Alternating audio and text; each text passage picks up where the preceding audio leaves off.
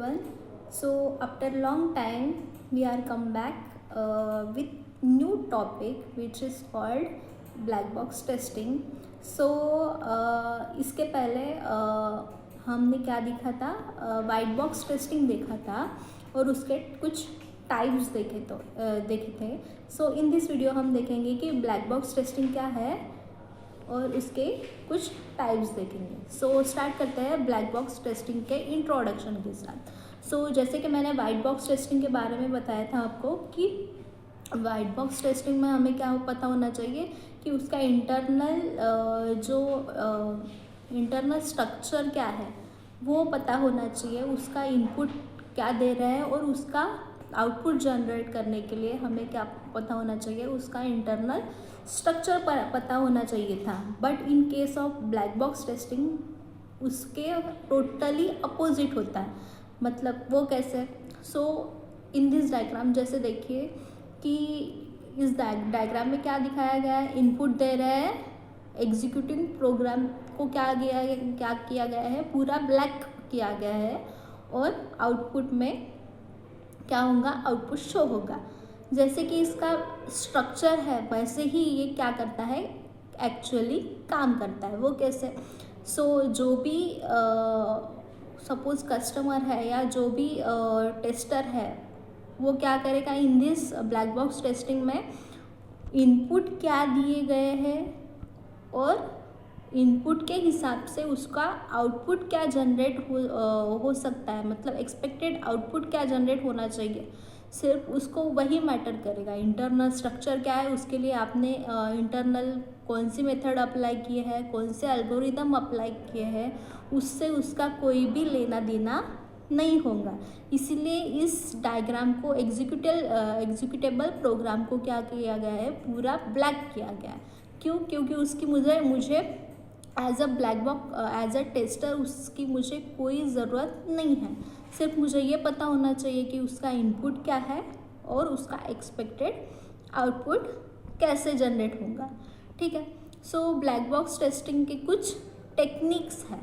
First है decision table testing, then है all pair testing, state transition analysis, equivalence partitioning, boundary value analysis, cause effective graph and error गेसिंग. सो ये है black box testing के कुछ types या कुछ टेक्निक्स. सो इसमें से फर्स्ट हम देखेंगे decision table testing.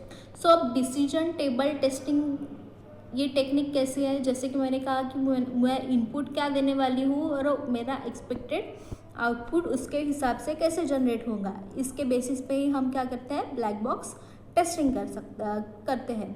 So in decision table में हम क्या करेंगे, डिसीजन टेबल एक्चुअली क्या होता है, एक डिसीजन मेकिंग स्ट्रैटेजी है. वो कैसे? जैसे कि फ्लो चार्ट है, फ्लो चार्ट में हम क्या करते हैं, आइदर और करते हैं, मतलब एक तो वैल्यू ट्रू हो सकती है या फिर वैल्यू फॉल्स हो सकती है, मतलब 0 या 1 के फॉर्मेट में. वैसे ही if then else, if else में क्या होता है, आइदर इफ में जाएंगी कंडीशन या फिर एल्स में जाएंगी. वैसे ही स्विच केस स्टेटमेंट में. सो इस टाइप के जो डिसीजन मेकिंग स्टेटमेंट्स होते हैं वो comes under decision table testing में आते हैं. ठीक है. सो इसका एक एग्जाम्पल देखिए, इसमें क्या दिया गया है, प्रिंटर ट्रबल शूटर. अब प्रिंटर को हम ट्रबल शूट कैसे करेंगे, उसके कुछ कंडीशंस दिए हैं और कंडीशंस के हिसाब से हम क्या करेंगे, पर्टिकुलर एक्शन परफॉर्म करेंगे. फर्स्ट है प्रिंटर डज नॉट प्रिंट, ये है कंडीशन.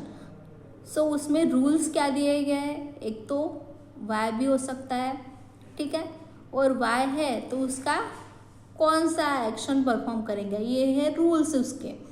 ठीक है.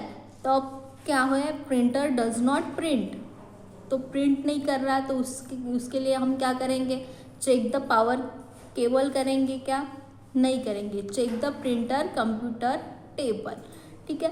फर्स्टली क्या करेंगे कि प्रिंटर जो है वो कंप्यूटर के केबल से अटैच है कि नहीं वो चेक करेंगे.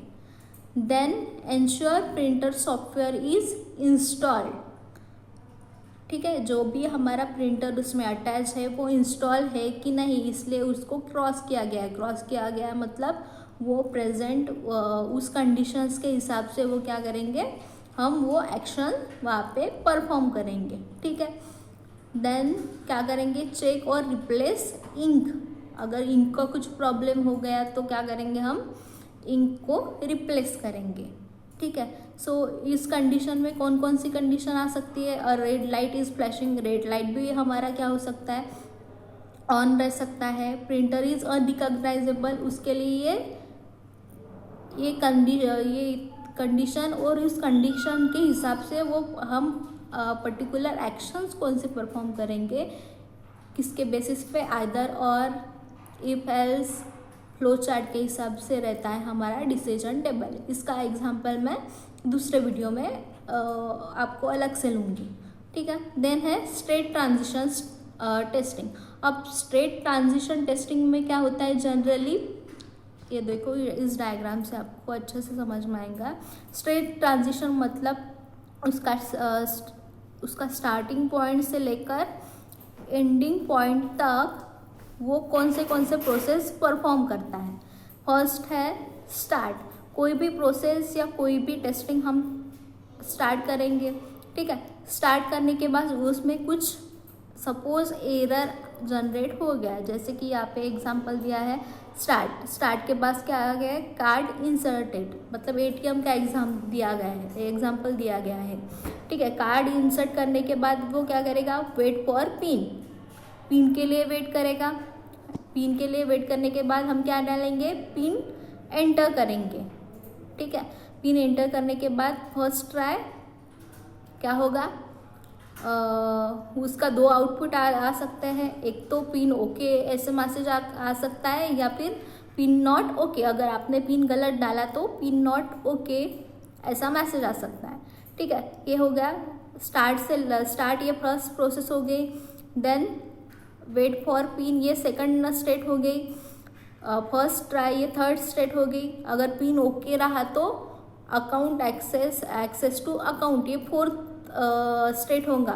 But not pin not okay ऐसा मैसेज अगर डिस्प्ले हो गया तो ये किस में जाएगा, उसके सेकंड स्टेट में जाएगा, मतलब सेकंड ट्राई में जाएगा। फिर से हम ट्राई करेंगे, फिर से नॉट ओके आएगा, थर्ड ट्राई करेंगे, फिर से नॉट ओके आएगा, तो फिर क्या होगा, कार्ड हमको एंड करना पड़ेगा। अगर क्या हो गया, सेकंड ट्राई करने के बाद अगर पिन ओके बोला उसने तो क्या करेगा, वो अकाउंट एक्सेस करेगा। थर्ड ट्राई करने के बाद अगर आया तो अकाउंट एक्सेस करेगा। और ये हो जाने के बाद हमारा क्या होगा, एक पर्टिकुलरली हमको आउटपुट एज अ कैश हमको विड्रॉ मिलेगी। ठीक है, तो ये थी state transition diagram for pin entry. ठीक है, सो आज के लिए बस इतना ही। नेक्स्ट टॉपिक में हम देखेंगे उसके बाकी के टेक्निक्स। So thank you.